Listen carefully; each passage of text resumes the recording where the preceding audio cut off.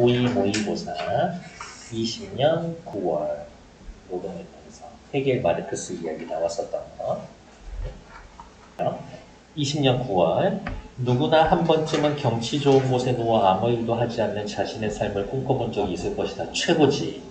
이러한 상상에는 아무것도 하지 않는 게 좋아. 즉, 일, 노동에 대해 부정적인 생각이 깔려있다. 대부분의 사람들은 노동에 대해서 부정적으로 생각합니다. 하지만 역사 속에서의 인간은 노동을 통해서 개인과 사회를 발전시켜왔고, 이러한 점에서 노동은 나름대로의 가치를 지닌다고 볼 수 있습니다. 노동을 우리는 보통 부정적으로 생각하지만 아니요, 노동은 긍정적인 면이 있어요. 그렇다면 철학자들은 인간의 노동에 어떠한 철학적 의미를 부여했을까? 첫 번째 단락, 인간의 노동에 대한 일반적인 생각, 부정적으로 생각합니다. 노동의 의미에 대해서 한번 살펴볼게요. 두 번째 단락, 로크 얘기는 어렵지 않았었어요. 노동을 소유의 권리와 관련하여서 설명했었다. 소유의 권리를 가질 수 있게 해주는 게 노동이다. 노동을 하면 노동을 통해 얻어놓은 결과물을 소유할 수 있는 권리가 생긴다. 저거 내 거예요. 이 사과 내 거야 라고 하려면 내가 가서 힘들여서 따오면 돼. 이 멧돼지 내 거야. 내가 힘들여서 사냥해 왔으면 돼. 이 쌀 내 거야. 1년 내내 내가 고생해서 내 노동력이 들어가서 얻어오면 돼. 그냥 내 거야. 로크는 신이 인류의 생존을 위해 인간에게 자연을 공유물로 주면서 동시에 인간이 신의 목적대로 자연을 이용할 수 있는 이성도 주었다라고 이야기합니다. 신이 인간에게 주었습니다. 무엇을 주었습니까? 공유물. 자, 이거 니들끼리 알아서 나눠 가져라. 개개인들에게 이성도 주겠다. 신이 인간에게 공유물과 이성을 주었어. 그래서 이런 거지.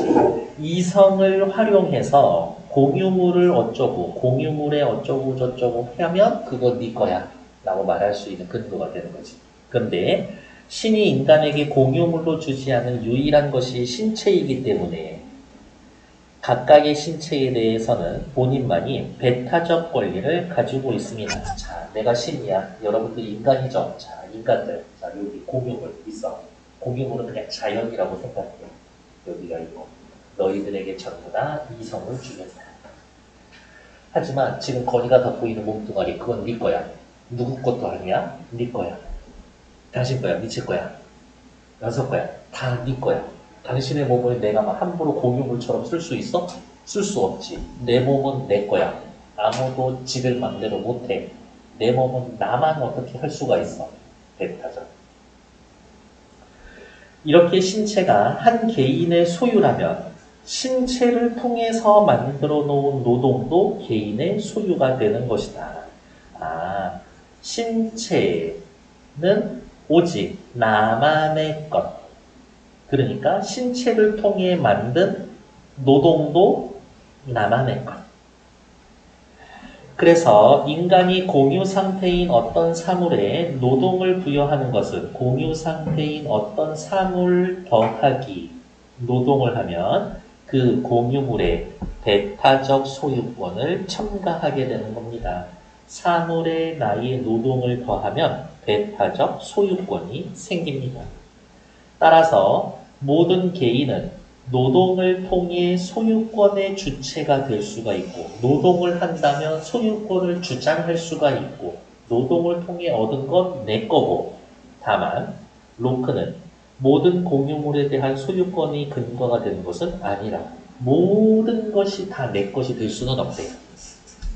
노동은 단순히 신체를 사용하는 게 아니라 삶과 편의에 최대한 도움이 되도록 자연을 이용하는 것을 의미하기 때문이다. 도움이 되도록 자연을 이용하는. 내가 힘들이고 애써서 산에 불 질러서 아무도 그 산의 나무와 과일을 못 먹게 만들었어. 내 노동이 들어갔다. 저 타버린 숲 다 내 거. 그거는 노동이 아니야. 왜? 이롭게 이용한 게 아니야. 어떤 개인이 신체를 사용하여 공유물이 인류의 삶에 손해가 된다면 그것은 노동이 해당되지 않기 때문에 소유권을 인정받을 수 없다라고 이야기했습니다. 그러면 정리할까요? 로크는 어떤 사물에 노동물을 부여하면 소유권의 주체가 될 수가 있는데 소유권 저거 내 거야 라고 주장하려면 인류의 삶에 도움이 되어야 합니다. 그러면 네 거, 사적 소유권을 가질 수 있게 됩니다. 로크 씨, 노동이란 뭡니까? 사적 소유권을 만드는 일종의 과정 수단입니다. 여기까지 됐을까요? 자, 다음. 헤겔은 로크의 이야기를 좀 받으면서 이제 다른 이야기를 할 거예요. 일단 주의해야 될 건 주체는 여기에서의 인간이야. 객체는 로크식으로 이야기하면 공유물 이런 것들 혹은 인간이 활용하려고 하는 대상 요거예요. 나무 같은 게 될 수가 있겠지. 난 나무로 탁자를 만들고 싶은데 라고 했을 때 나무를 만들려서 쓰려고 하는 주체 인간 나무 이렇게 볼 수가 있죠. 노동을 사적 소유권의 근거를 넘어서 주체와 객체가 통일되는 과정이다. 인간과 공유물이 한 몸이 되는 거다. 하나가 되는 거다. 다음, 인간이 자기의식과 자기 정체성을 확보하는 계획이다. 노동을 통해서 내가 존재하는구나를 알 수 있어. 자기의식. 노동을 통해서 내가 이런 사람이구나를 알 수가 있어. 또 위에다가 정리해서 써볼까요? 노동을 통해 자기의식을 확보합니다. 자기의식을 확보한다. 나라고 하는 존재가 내가 존재하는구나 라고 인식하면 자기의식이 있는 거고 자기 정체성이라는 건 나는 요러요러한 존재구나 라고 생각할 수 있게 만들어준다. 그게 노동이래. 내가 노동을 하면 내가 존재하는구나. 왜 이렇게 막 내 의지대로 움직이는 이런 뭐 뼈와 살의 조합이 있어. 이런 것도. 내가 만들어 놓은 걸 보면서 나는 저런 걸 만들 수 있는 사람이구나 라고 생각할 수가 없대.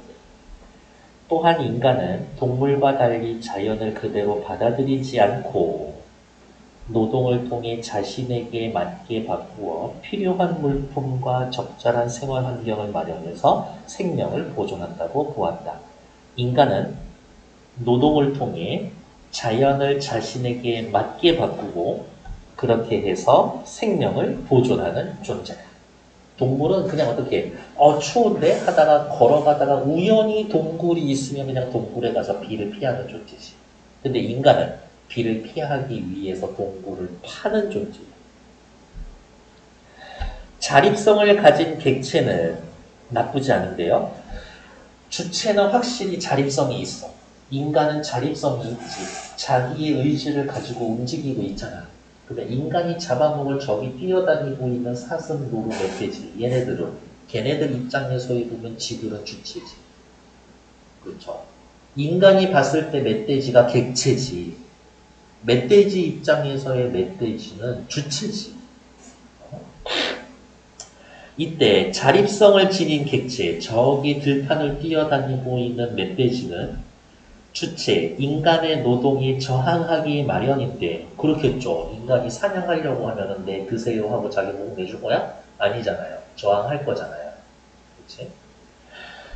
객체의 자립성은 인간의 노동에 의해 일정하게 제거되고 멧돼지의 자립성은 인간의 노동, 사냥에 의해서 제거가 되고 약화가 되어서 주체에 맞게 알맞게 변화합니다. 고기가 되든지 아니면 말, 양, 돼지, 소처럼 사육을 당하든지 그렇겠죠.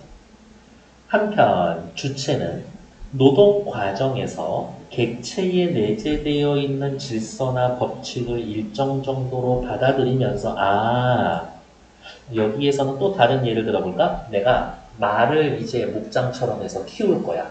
소를 키울 거야.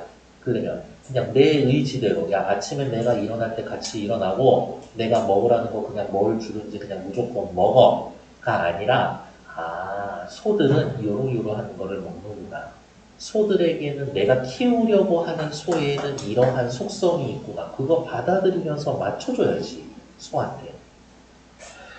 어디가 있냐. 내가 기르려는 소, 말의 자립성은 인간의 노동에 의해 일정하게 제거가 되고 약화가 되지만 주체에 알맞게 변화합니다.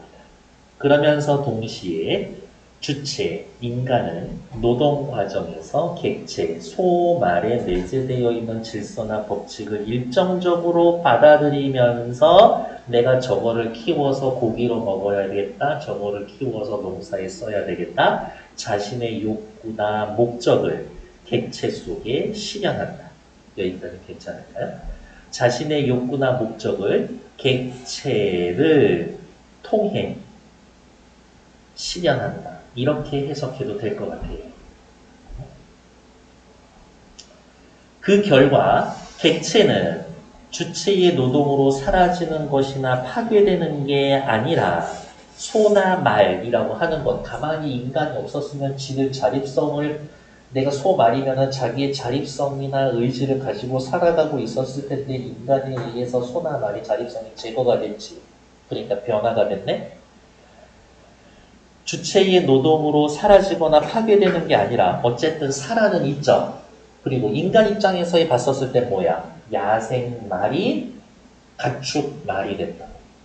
야생 소가 가축 소가 됐어. 인간과 무관한 것에서 야생 상태에서 인간을 위한 노동생물, 가축으로 변해버린 거야. 이렇게 해서 주체는 객체 안으로 들어가고 객체는 주체의 고유한 형식을 받아들이게 됩니다. 일단 뒷부분. 객체는 주체의 고유한 형식을 받아들인다. 이 말은 어려운 말은 아니죠? 야생소는 주체, 인간의 형식을 받아들여서 가축이 됩니다. 그 다음 앞에 거. 주체, 인간은 객체, 소 안으로 들어가고 무슨 말이냐? 주체의 의지를 객체에 적용합니다. 이런 의미인 거예요. 내 의지가 들어가 있는 거야. 야생소가 가축소가 되기 위해서는 이 과정에 인간의 의지가 들어가 있다. 그거를 주체가 객체 안으로 들어갑니다. 라고 표현한 거지. 어떻게 보면 주체와 객체가 객체 몸으로 들어간다고 주체와 객체가 한 몸이 되는 거지. 하나가 되는 거야. 뭐 미노타우로스 이렇게 되는 건 아니겠지만 어쨌든 그냥 한 개의 상태가 되는 거죠. 헤겔은 이처럼 노동을 통해 주체가 자신을 객체 속에 나타내는 것을 자기 대상화라고 보았습니다. 됐을까요? 나의 의지를 저 야생소한테 때려 넣어서 가축소로 만드는 게 자기 대상화. 그러니까 저기 가축이 된 소를 보면서 아, 나의 노동의 결과물이다. 나의 노동의 결과물이다. 나의 신체에 뭔가가 들어가 있는 거다. 저건 나의 일부다. 라고 생각하겠지. 가축 소를. 저기 죽겠지 지금. 결국 주체와 객체는 서로 분리 고립되어 있다가 앞에 여기 말이 빠져있지.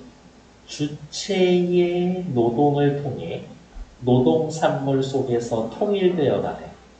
주체는 그 속에 객체 속에 실현된 자기 대상화의 정도만큼 자기 의식을 확보한다는 거다. 아, 저거를 가축으로 만들 수 있는 존재가 있구나. 어머, 그게 나였어. 라고 확인해.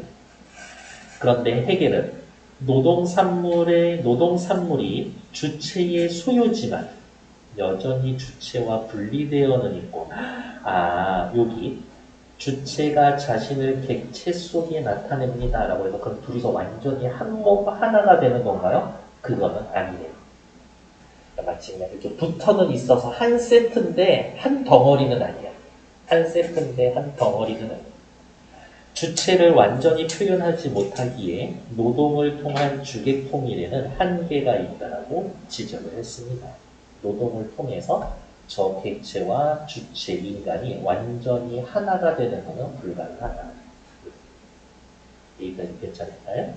헤겔이 생각하는 노동의 의미. 여기에서 로크랑 헤겔이랑 마르크스랑 비교가 되는데 비교할 게 있죠. 로크랑 헤겔은 비교가 안 돼요? 딱히 비교할 만한 건 없어요. 비교할 만한 문구는 이 정도거든. 해겔은 노동을 사적 소유권의 근거를 넘어서 이런 것들. 노동이 그렇게 단순하진 않지. 소유권에서만 노동을 해결하면 그거는 노동의 요만큼밖에 설명하면 안 돼. 이렇게. 공통점은 없어요. 해겔과 로크에서 공통점을 찾을 만한 게 없어요. 이에 비해 마르크스는 그 이에 비해서의 여기에서의 이에 요거에 해당되는 말은 뭐예요? 요거야. 노동을 통한 주객 통일의 한계가 있다. 라고 주장한 로크에 비해서 헤겔에 비해서 마르크스는 헤겔의 노동관을 수용하면서 헤겔의 노동관은 뭔데요? 헤겔의 노동관 노동을 통해 주체와 객체가 하나가 될 수 있습니다. 객체를 통해 주체의 자기의식이 가능합니다. 이거 이렇게 하는 거죠. 헤겔의 노동관 아니야 쓰지 마. 어디가 있냐면 헤겔의 노동관은 요거 찾으면 돼요. 헤겔의 노동관 노동을 통해 주체가 자신의 객체 속에 나타낸다. 노동을 통해 노동산물 속에서 통일이 된다. 주체는 노동 속에 객체 속에 실현된 자기 대상화만큼 자기의식을 확보한다. 노동산물은 노동의 주체다. 여기 주체의 소유다. 여기까지가 헤겔의 노동관. 헤겔이 생각한 노동. 하지만 헤겔은 뭐라고 그랬어요? 노동을 통한 주객 통일에 한계가 있다. 하지만 누구는 마르크스는 노동 자체가 한계를 지닌다는 주장에 동의하지가 않았다. 쌤, 헤겔의 노동관은 서술형으로 쓰라 그러면 어떤 거를 뽑아요? 여기 초록색 노동을 통해 주체가 자신의 객체 속에 나타내고 노동을 통해 노동산물 속에서 통일될 수가 있다. 그 두 줄만 써도 돼요? 원래는 여기까지 써주면 이거 사실은 다 써야 돼요. 이 헤겔의 노동관이란 헤겔의 노동관은 쓰려면 다 써야지.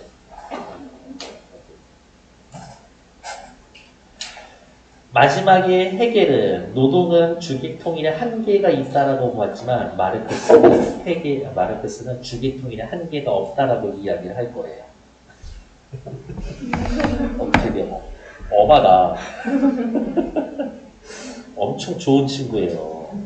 배워주잖아요. 마르크스는 인간은 노동을 통해 외부 대상인 자연을 가공하여 인간의 욕구와 자기 실현에 알맞은 인간화된 자연을 만든다라고 이야기를 했다. 마르크스 씨, 노동이란 무엇입니까? 인간이 노동을 통해 자연을 가공해서 욕구와 자기 실현에 알맞은 인간화된 자연으로 만드는 겁니다. 자연을 인간화된 자연으로 바꾸는 겁니다. 그게 노동이에요. 마르크스 씨, 노동이란 무엇입니까? 눈앞에 보이는 자연을 인간화된 자연으로 바꾸는 겁니다. 자연을 인간화된 자연으로 바꾸는 겁니다. 그래서 마르크스를 생각하는 거지. 내 눈앞에 있는 저 나무는, 저 야생 멧돼지는 아무 의미가 없어. 내 노동이 들어가서 테이블이 되거나 가축이 되기 이전에는 의미가 없어. 테이블로 만들어 인간화된 자연. 가축이 되어서 야생 멧돼지가 인간화된 자연이야.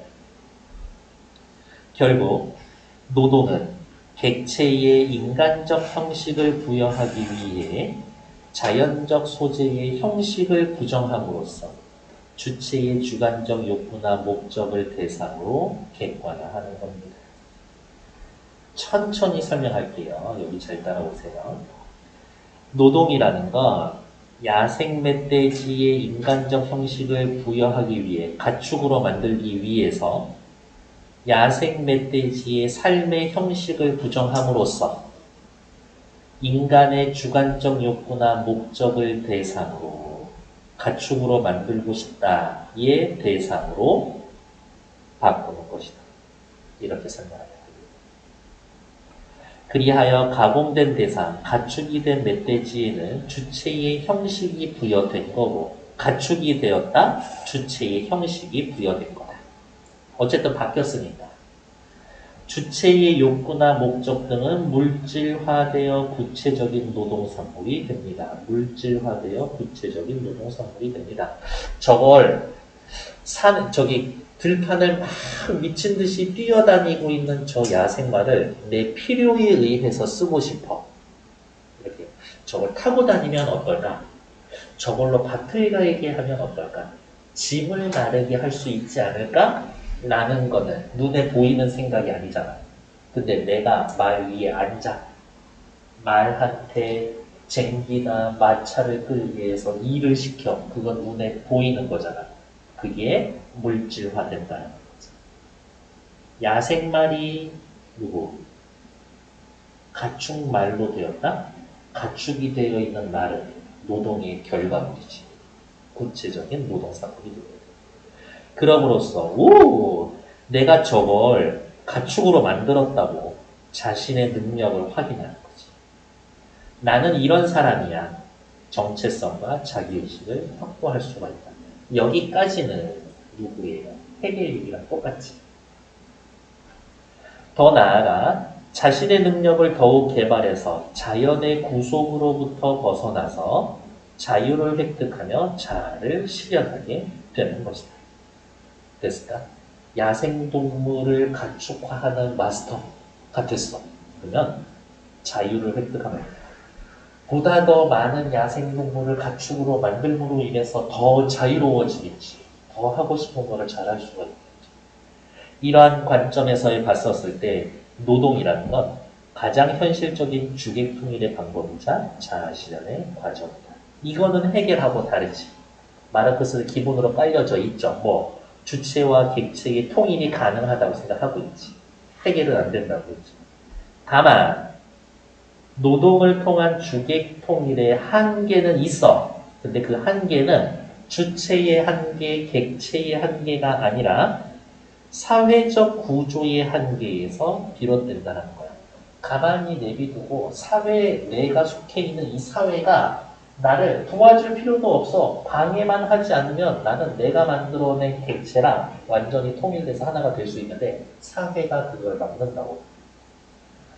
노동을 통한 인간의 자아 실현을 완성하기 위해서 사회 구조를 바꿔야 한다라고 이야기했다.